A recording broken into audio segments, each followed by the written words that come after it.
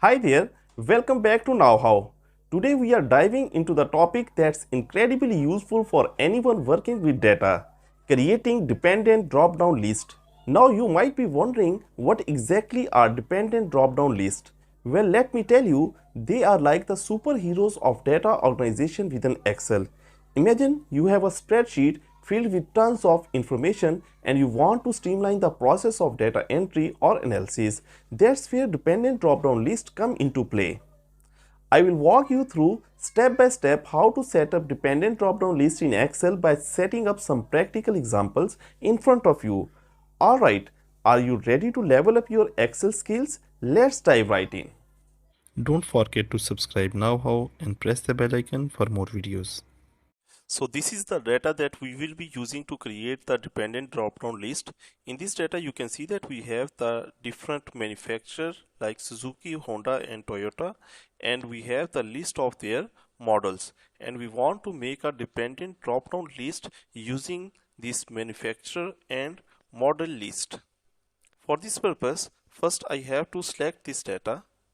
So I'll go to any cell in this data and then press Ctrl A to select it. After this, I'll press the shortcut Ctrl T to convert this into table. Here I will check the My Table has header and click OK. Now you can see that the data is changed into the table. After this, I'll go to the Formula tab and here I will click this Create from Selection. This will open the Create Names from the Selection dialog box, and here I will uncheck the left column and only check the top row and click OK. So once you have done this, now we need to create the drop-down list of the manufacturer. So I will go to this cell and then I will go to the Data tab. Here I will click the Data Validation. In this data validation dialog box, I will select the list, and in the source, I will provide the heading of all the manufacturers, and then I will click OK. Here you can see that we have created the drop-down list of the different manufacturer, and can switch between different manufacturer using this drop-down list. And on the basis of this drop-down list, we want to create the model list. So actually the list of model will be dependent on the manufacturer.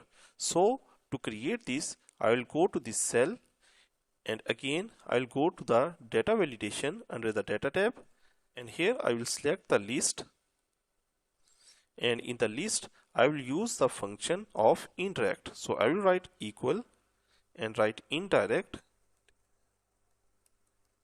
bracket start and provide the path of the cell on which I want to make it dependent.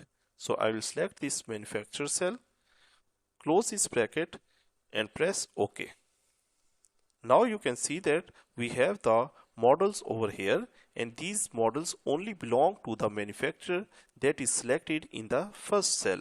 So if I change the manufacturer over here, we can see that the models are automatically changing.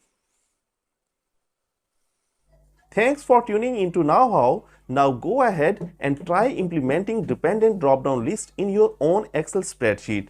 Remember, practice makes perfect.